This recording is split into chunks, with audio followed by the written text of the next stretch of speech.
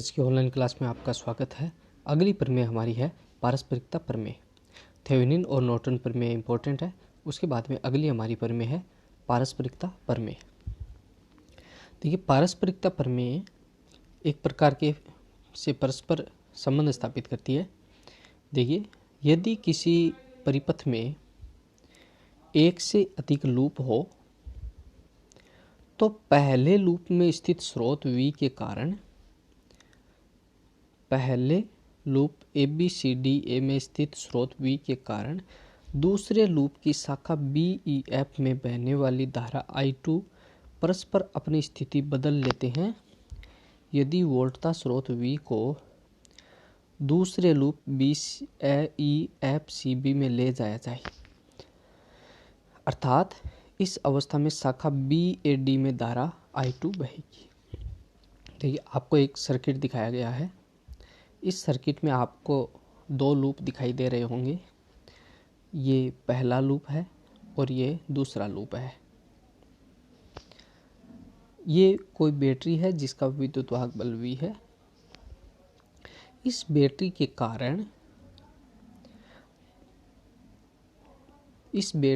कारण दूसरे लूप की शाखा BEF इसमें बहने वाली धारा कितनी है? I2। ये बैटरी का विद्युत वाहक बल V है। ये बैटरी और ये धारा I2 आपस में स्थान बदल लेते हैं जब इस बैटरी को दूसरे लूप में हम ले आते हैं।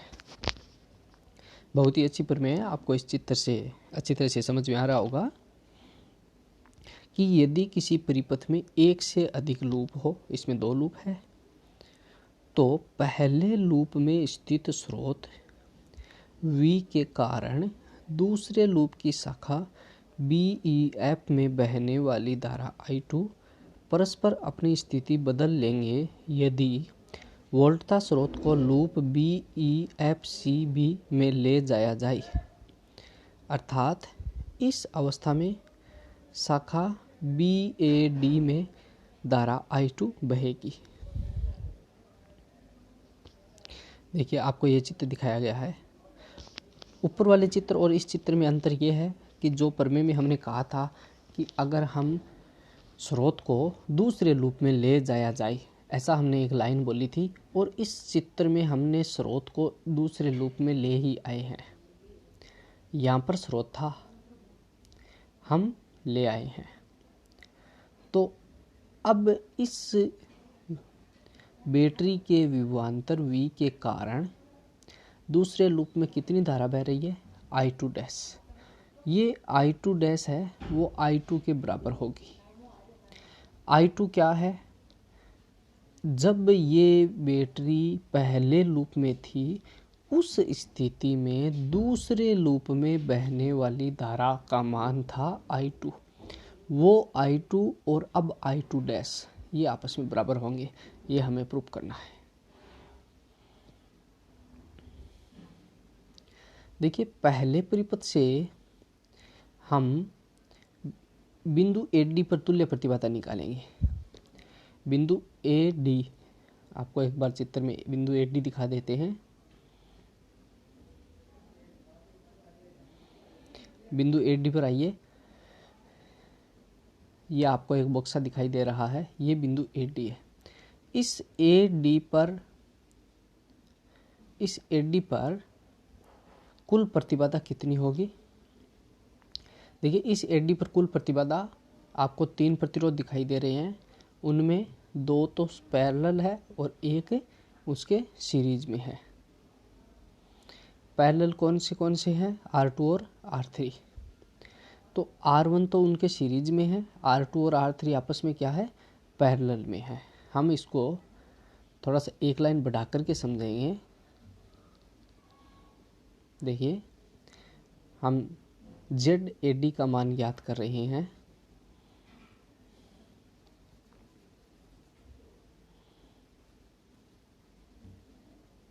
देखिए, ZAD इसका मान देखिए, ये R1 तो R1 है ही, इसके सीरीज में R2 और R3 का पैरेलल कॉम्बिनेशन जुड़ा हुआ है, R2 पैरेलल R3।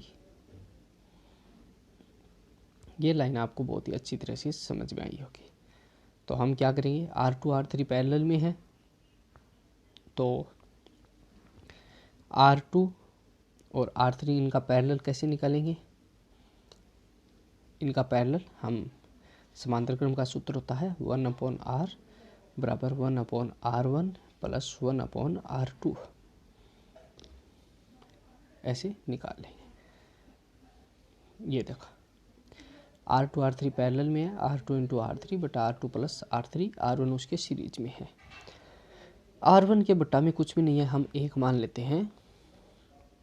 तो अब इस 1 और R2 प्लस R3 का एलसीएम क्या आ जाएगा, R2 प्लस R3 आ जाएगा।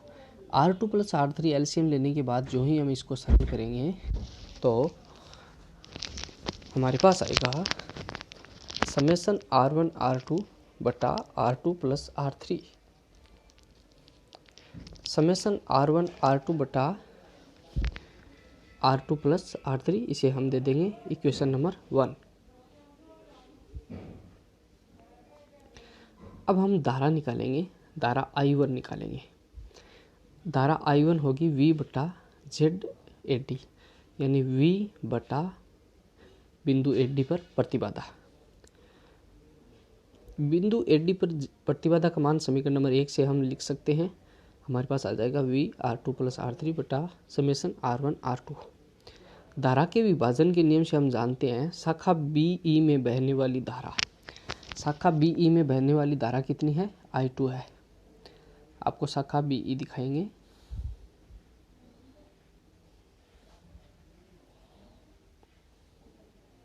आपको शाखा BE दिखाई दे रही है। इस शाखा में बहने वाली धारा कितनी है, धारा के विभाजन का नियम इस प्रकार हम लगाएंगे। धारा का विभाजन का नियम हमने पढ़ा था, BE शाखा में बहने वाली हम धारा निकालेंगे I2 का मान। तो वो I2 का मान, पीछे से कितनी धारा आ रही है, I1 आ रही है। वो I1 दो भागों में बंट जाती है, एक तो R2 में चली जाएगी और एक R3 में चली जाएगी। तो वो धारा दो भागों में बंटने के बाद हमें I2 का मान निकालना है। तो I2 बराबर हो जाएगा अदर प्रतिरोध कौन सा है, R2 बट्टा दोनों का योग कर दीजिए R2 प्लस R3।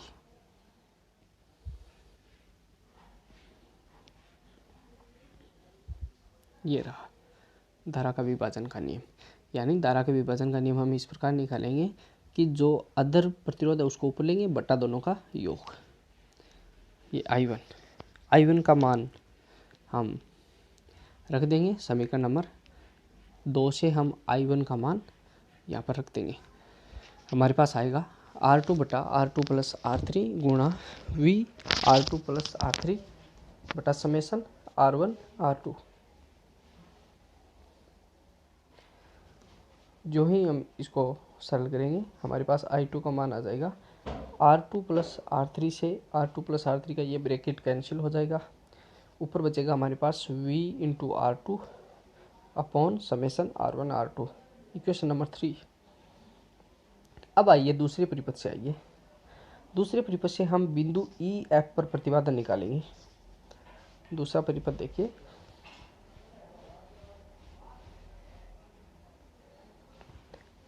ये दूसरा परिपथ है।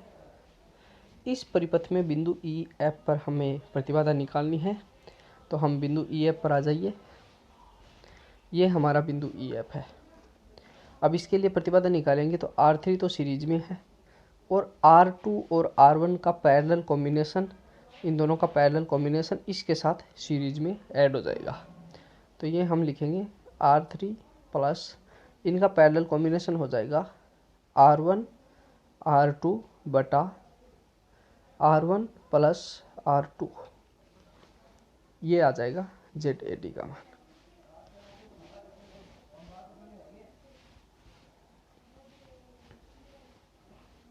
ये ZEF का मान, इसके नीचे बटा में 1 लिख दो, एलसीएम लेने के बाद आ जाएगा समेसन R1 R2 बटा R1 प्लस R2।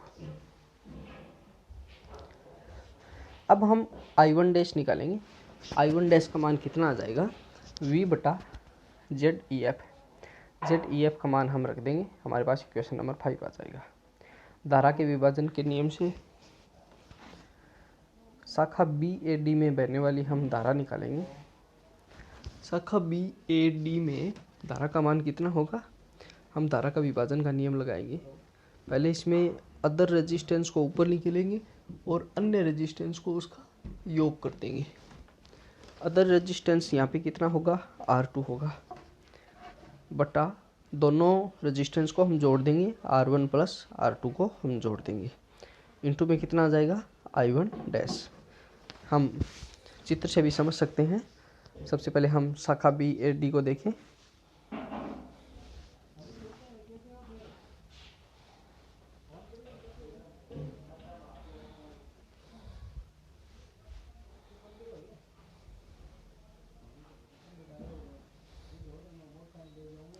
देखिए आपको शाखा BAD दिखाई दे रही होगी।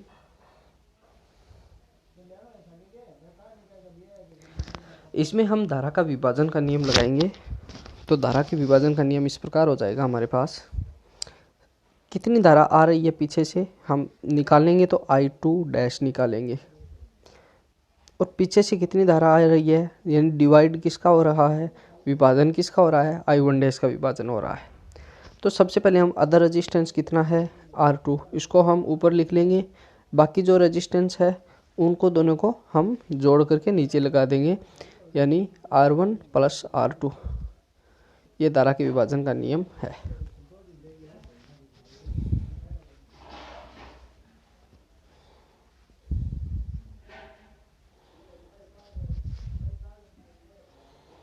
ये धारा के विभाजन के नियम से हमने मान निकाल लिया, BAD में बहने वाली धारा। और यहाँ पे I1 डैश का हम मान रख देंगे। जो ही हम I1 डैश का मान रखेंगे हमारे पास आ जाएगा R2V बटा समेसन R1 प्लस R2। समीकरण नंबर 6 तक आएंगे। समीकरण 3 और 6 को हम 3 और 6 से हम क्या लिख सकते हैं, समीकरण नंबर 3 भी हमारा यही था। समीकरण नंबर 3 का RHS यही था, और समीकरण 3 का LHS क्या था, I2।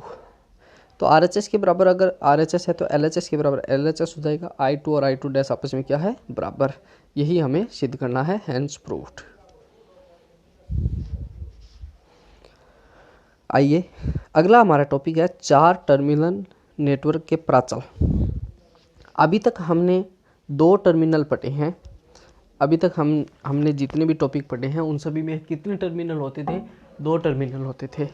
आज हम पढ़ेंगे 4 terminal, 4 terminal network. 4 terminal network के कुछ प्राचल होते हैं, उनको भी हम पढ़ेंगे। जैसे Z प्राचल कहते हैं, Y प्राचल कहते हैं, इन सभी प्राचल को भी हम पढ़ेंगे। सबसे पहले 4 टर्मिनल नेटवर्क का एक प्रारूपिक चित्र आपको दिखाई दे रहा है। इसे कहते हैं हम सांकेतिक या प्रारूपिक चित्र। इस प्रारूपिक चित्र को ध्यान से देखें। 4 टर्मिनल नेटवर्क में क्या है कि 2 टर्मिनल तो निवेशी के होते हैं यानी इनपुट के, और शेष 2 टर्मिनल है वो आउटपुट यानी निर्गत के लिए होते हैं। देखिए, माना किसी नेटवर्क के निवेशी टर्मिनल ये 1 और 1 डैश निवेशी टर्मिनल है तथा निर्गत टर्मिनल 2 और 2 डैश है। माना इनपुट एंड आउटपुट वोल्टता एंड धारा के मान कितने हैं, इनपुट वोल्टता और इनपुट धारा V1 I1, आउटपुट वोल्टेज और आउटपुट करंट V2 I2 है। और ये जो चारों राशियां हैं, चारों राशियां कौन कौन सी, V1 V2 I1 I2। इन चारों में से 2 राशियों को, शेष 2 राशियों को अगर हम फलन माना जा सकता है तो इस आधार पर हमारे पास Z प्राचल और Y प्राचल को परिभाषित किया जाता है, यानी 4 टर्मिनल नेटवर्क के प्राचल परिभाषित किए जाते हैं। सबसे पहले हम पढ़ेंगे Z प्राचल। आपको याद यही रखना है, बहुत ही सिंपल डेरिवेशन है। आपको इतना याद रखना है कि Z प्राचल में क्या होता है कि वोल्टता V1 और V2 ये धारा I1 और I2 के फंक्शन होते हैं। V1 और V2 किसके फंक्शन होते हैं, I1 और I2 के। आप ये इस लाइन को समझने की बजाय इक्वेशन 1 को डायरेक्ट समझे। V1 and V2 function of I1 and I2 है। आइए आगे आए। तथा इनके संबंध रेखीय होते हैं। इनके संबंध कैसे होते हैं?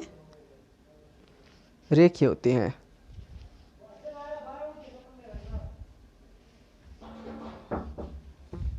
इनके संबंध कैसे होते हैं? रेखीय होते हैं। इक्वेशन नंबर 1 से हम डेरिवेटिव करिए। इक्वेशन नंबर 1 का डेरिवेटिव करेंगे तो डेल V1 बटा डेल I1 I2 को constant into DI1 plus del V1 बटा del I2 I1 constant DI2।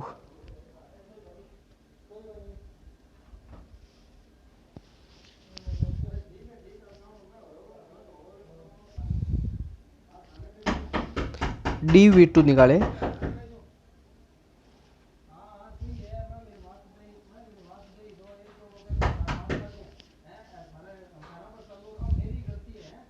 Del V2 बटा del I1 I2 constant into DI1 plus del V2 बटा del I2 into I1 constant DI2 बराबर सब equation number 3।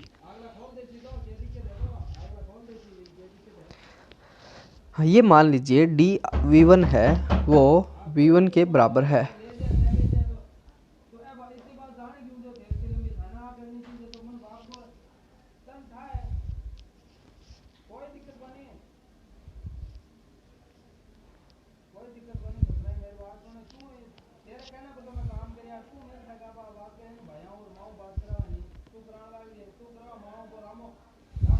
देखिए dV1 है उसको V1 मान लीजिए, dV2 को हम V2 मान लीजिए। ये इक्वेशन नंबर 3 और 2 हम सिमिलरली कैसे लिख सकते हैं? आप इस इक्वेशन पर आइए जो हमने माना है। ये देखिए V1 और V2, इस इक्वेशन को देखिए। दोनों बार हमें आंशिक अवकलन करने हैं। पहले इसका आंशिक अवकलन करेंगे V1 का। इसका आंशिक अवकलन हम इस प्रकार करेंगे कि एक बार I1 को कांस्टेंट रखना है, एक बार I2 को कांस्टेंट रखना है। तो हम देखिए, एक बार मैं इक्वेशन नंबर ऊपर वाली इक्वेशन को लिख के बता देता हूँ। इसका अवकलन होगा dV1 बराबर डेल V1 बटा डेल I1। यहाँ पे नीचे हमने डेल I1 लिखा है तो यहाँ पे भी कितना आएगा? DI1। ये आंशिक अवकलन होता है। I2 क्या है? कांस्टेंट। प्लस में क्या लिखेंगे? प्लस डेल V1 बटा डेल I2 डेल V1 बटा डेल I2। अब की बार क्या कांस्टेंट है? I1 कांस्टेंट है इंटू DI2। ऐसे ही आप नीचे वाली इक्वेशन को लिख सकते हो। अब देखिए dV1 को V1 मान लीजिए, dV2 को V2 मान लीजिए, DI1 को I1 मान लीजिए, DI2 को I2 मान लीजिए, ताकि ये सिंपल बन जाए थोड़ी इक्वेशन। और डेल V1 बटा डेल I1 ऑफ I2 क्या है? कांस्टेंट। इसको मान लीजिए Z11। ये संकर प्राचल लिखने का एक तरीका होता है। Z11 का कोई वास्तव में कोई ऐसा सूत्र नहीं होता है, लेकिन संकर प्राचल को लिखने का ऐसा एक तरीका होता है। और इसको हम मान लेंगे Z12, इसको मान लेंगे हम Z21। क्या मानेंगे इसको? Z21 मानेंगे। इसको मान लेंगे हम Z21। ये Z21। ये लास्ट वाला है Z22। यानी सिंपल आप मैट्रिक्स पढ़ के आए हो, मैट्रिक्स वाला वैसे ही मानना है। और मानने के बाद इसको रखेंगे इक्वेशन नंबर 4 को 2 और 3 में रखेंगे। हमारे पास आएगा V1 बराबर Z11 into I1 plus Z12 I2 and V2 बराबर Z21 I1 plus Z22 into I2। समीकरण नंबर 5 और 6। अब अगर इक्वेशन 5 में अगर I2 निर्गत धारा 0 हो, अगर I2 यानी निर्गत धारा 0 हो, तो उस स्थिति में Z11 का मान क्या आएगा?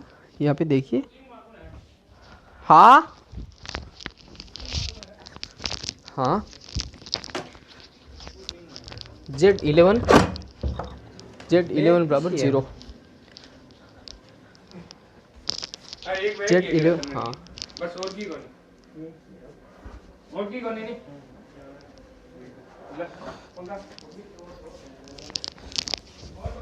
Z11 का मान कितना आएगा, 0 आएगा।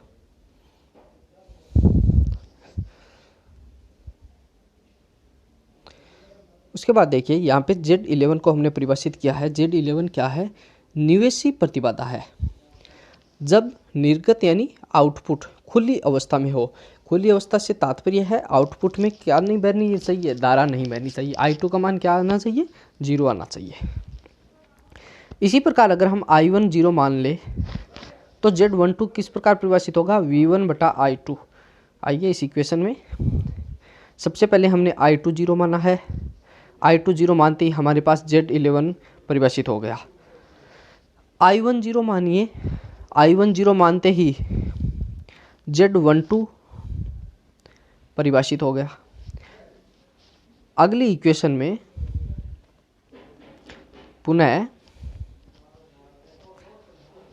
हम Z12 के बारे में लिखेंगे। Z12 क्या है, पश्च अंतरित प्रतिबाधा है जब इनपुट क्या हो, ओपन सर्किट हो। इसी प्रकार हम Z21 परिभाषित कर सकते हैं। Z21 परिभाषित होगा जब I2 0 होगा। Z21 क्या है, अगर अंतरित प्रतिबाधा जब आउटपुट क्या हो, ओपन सर्किट हो। I1 0 करेंगे तो Z22 क्या आ जाएगा, V2 बटा I2। यहाँ पे Z22 क्या है, निर्गत प्रतिबाधा है जब इनपुट ओपन सर्किट हो। Z प्राचल वो किरचॉफ के वोल्टता नियम पर आधारित है। 1 लाइन क्वेश्चन याद करें। अब हम तुल्य परिपथ बनाएंगे। संकर प्राचल या Z प्राचल के तुल्य परिपथ इस प्रकार है। देखिए आपको ये टर्मिनल और ये terminal, input voltage V1, input current I1 और ये Z11 और ये Z12। हम पूरा डायग्राम नहीं बनाया, या बना देते हैं, ऐसा बनाएंगे। यहाँ से ऐसे ये आउटपुट करंट आप ये कंप्लीट कर लेना। यहाँ पे क्या हो जाएगा, I2 हो जाएगा सिमिलरली, ये प्लस ये माइनस, ये I2 आ रही है और यहाँ पे जोड़ देंगे हम Z21 और यहाँ पे प्लस ये माइनस, यहाँ पे क्या आ जाएगा Z22 इंटू I2। आप सर्किट को ये कंप्लीट कर लेना।